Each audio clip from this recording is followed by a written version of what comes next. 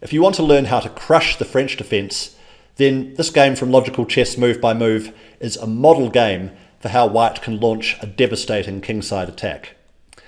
So we get e4, e6, the French defence, d4, d5, the most common next moves, knight to c3, and then black chooses to capture on e4.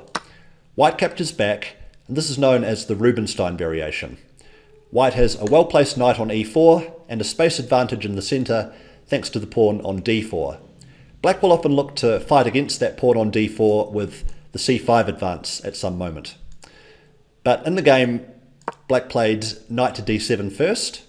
This move may look a little unusual if you're not familiar with the opening, but it has an idea. The idea is to bring the other knight out to f6, and in case of white capturing on f6, to be able to recapture with this knight.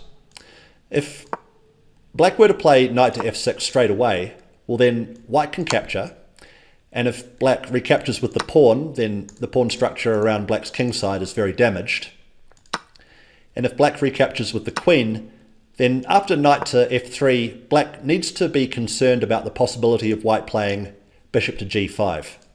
Black really should prevent that with h6, stopping that idea. If black plays something else, then bishop to g5 will come, and now the black queen has to move either to g6 or to f5, and either way, white is going to be able to win another tempo via bishop to d3. So the black queen is quite exposed. It's getting hit with developing moves from white, actually helping white to develop more easily. White is getting their minor pieces out with attacks against the black queen. So black wants to avoid all of this, hence knight to d7. We get knight to f3 in the game from white, bishop to e7, bishop to d3. This is often the best square for white's light squared bishop, anticipating that black is probably going to castle kingside and getting the bishop to an aggressive diagonal in readiness for that. So now we get knight to f6 and queen to e2. If white were instead to capture on f6, then black would recapture with the knight. That was the idea of knight to d7 earlier, remember? But instead, queen to e2 keeps the tension. Now black castles. It's worth pointing out also that if black were to initiate the capture here and white were to take back with the bishop, then black doesn't have the tempting move knight to f6, because there's a thematic tactic well worth knowing about, whether you play against the French defence with white or with the French defence with black. Pause the video if you need to. White can win a pawn here via bishop takes b7. The point being that if black were to take back with the bishop, then there's queen to b5 check, which will regain the piece and white will remain a pawn up. If you're enjoying this video so far, go ahead and click the subscribe button. I'll be continuing the series on Logical Chess Move by Move very soon, so by subscribing to the channel, you won't miss out on any of the future videos as I continue to run through all the games in Chernev's classic text. So back to the game. Black castled kingside and white followed suit by castling kingside as well. There is actually another way for white to play this. It's with bishop to g5 straight away before castling. So now if black were to capture on e4, we get to see one of the points of white bringing the queen to e2 earlier. White can recapture on e4 with the queen, forming the threat of queen takes h7 checkmate. This queen in front of the bishop is very powerful. Black obviously doesn't have time to capture the loose bishop because of that checkmate threat. And black also doesn't have the ability to play knight to f6 because white would simply be able to capture that knight, renewing the threat of checkmate. And after black stops the checkmate, then white can capture again and will be a piece up in the ensuing position. White will be winning just with the extra material in this line. So instead, in this position, black would need to play g6, and now we get another move which is well worth keeping in mind when you're fighting against the French. It's h4. h4 to target this pawn on g6, and notice that because white did not castle kingside earlier, the white rook is still on its starting square on h1. So pretty soon white will be able to play h5, and the h-file will open up for the benefit of this rook. It can actually be a very strong attacking piece. White may look to castle queenside in this kind of way of playing. But in the game, white instead castled kingside, which is also a perfectly valid way of playing. And now black captured on e4 and white recaptured with the queen, once again creating the threat of queen takes h7 checkmate. But here black is able to play knight to f6 because white's dark squared bishop is not already on g5. Now where the white queen should go from here is very important to note, because the queen is attacked, and where should it go to? Well, when you're fighting against the French defence, it's often a good idea to keep the queen around the black king, creating threats. So queen to h4 is correct here. This bishop is going to be creating a threat with the queen if this knight can be removed. This knight on f6 is a very important defensive piece for black. Just keep an eye on that one. We get b6 from black here, which is a mistake, but a very natural mistake, I think, because black wants to finish their development. In the French defence, this light squared bishop is often a very bad piece, and black has some trouble getting it into the game. Thanks to this pawn on e6, this bishop doesn't really have the ability to get onto a good square on this diagonal, so b6 to put it on the long squared diagonal instead makes a lot of sense. But the thing is, now white is able to start creating threats with the move bishop to g5. The threat is to take the knight and checkmate on h7. Now, if you're looking to improve your own attacking play, I help ambitious adults at the below 2000 ELO level improve their results in chess. So if you enjoy my teaching style and you'd like to explore working together, click the link in the description below. We can set up a time to chat and see if working together will be a good fit. So let's return to the game and remind ourselves of what's going on here. This knight on f6 is a very important defensive piece for the h7 square.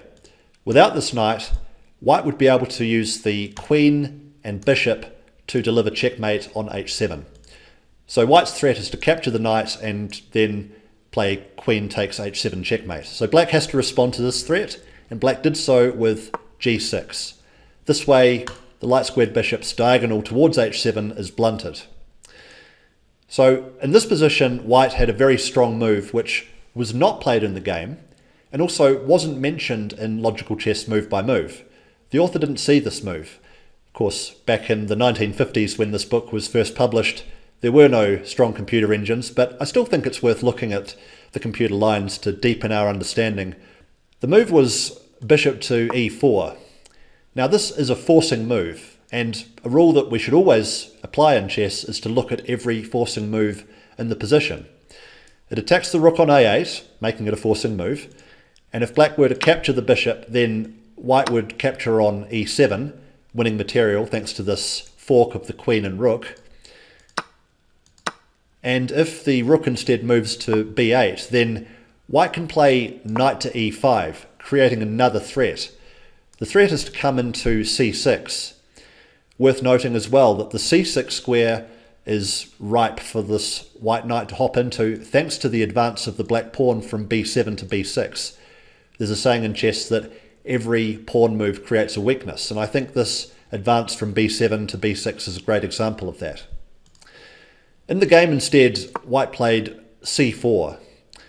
This is also quite challenging to meet. It's not easy for black to play this, so even though the computer engine on the left says that it's only slightly in white's favour, I think practically this is getting quite hard for black to play.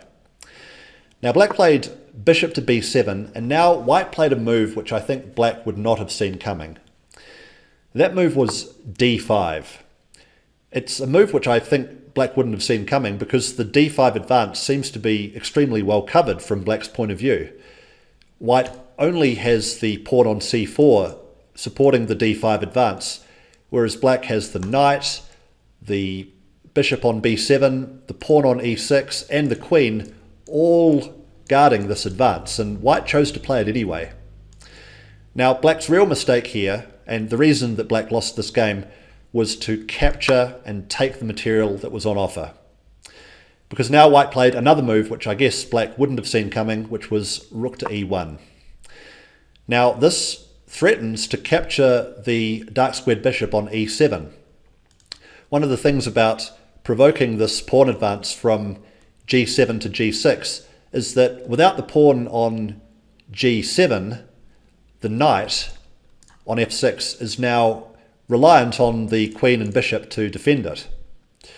So white's threat, just to show it, make it white's move again, is to capture here, and then black would have to take back, and then white would capture the knight, winning 2 pieces for the rook, but more than that, also creating some pretty scary threats on the dark squares. The black queen is under attack, so it has to move away, and now white would continue with knight to g5, threatening queen takes h7 checkmate. And you can see how many white pieces are swarming towards the black king. In such a situation, a tactic is bound to appear, and after the move h5, which is, I think, black's only real try to attempt to hold things together, well, white has a sacrifice here. Pause the video if you want to try and find it yourself. Look at all the forcing moves, including the captures, which seem impossible. Well, it's the queen sacrifice, queen takes h5. Black captures back, and we see the point because bishop to h7 is actually checkmate.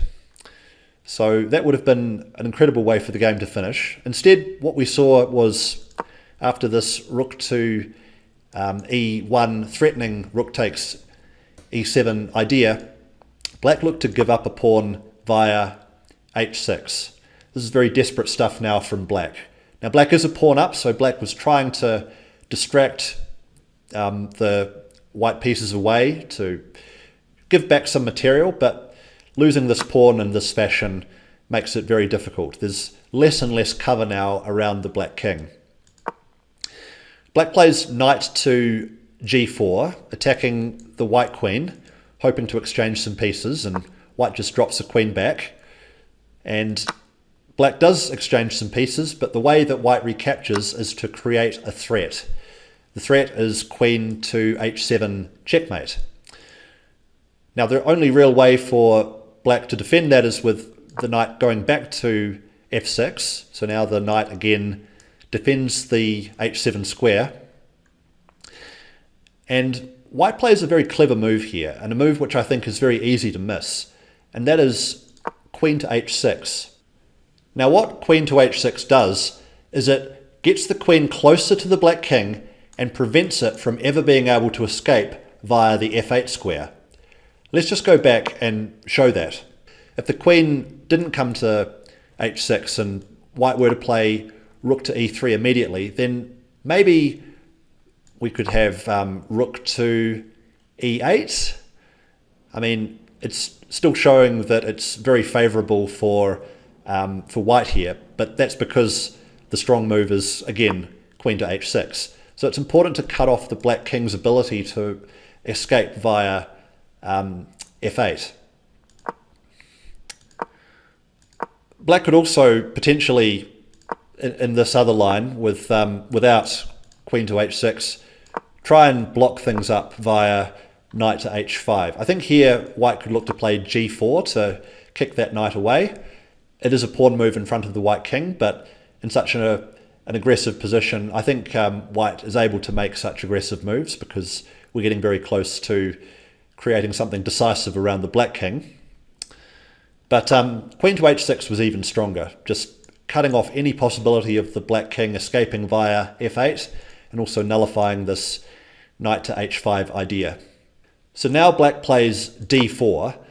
The idea of this is to stop white's rook from coming into e3 and then eventually to h3. But now white found a stunning move, really difficult to see, but if you think in the right way, you might be able to find this. I mean, I think this move is genuinely a brilliant move and the star move of the game.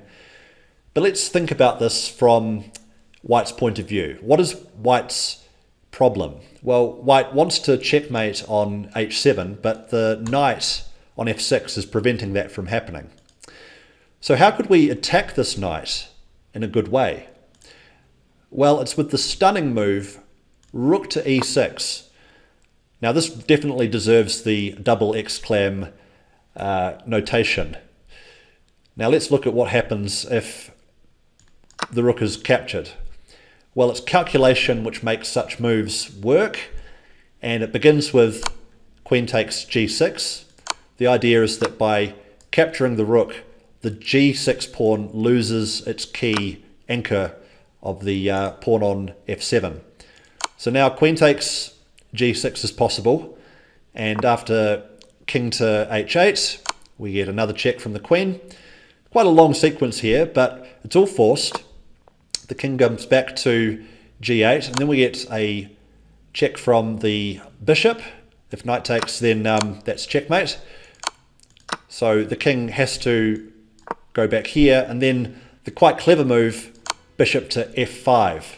That's a discovered check, so the king has to go back to g8, and then bishop takes e6, check. And now rook to f7 is forced, and simply bishop takes f7 is checkmate.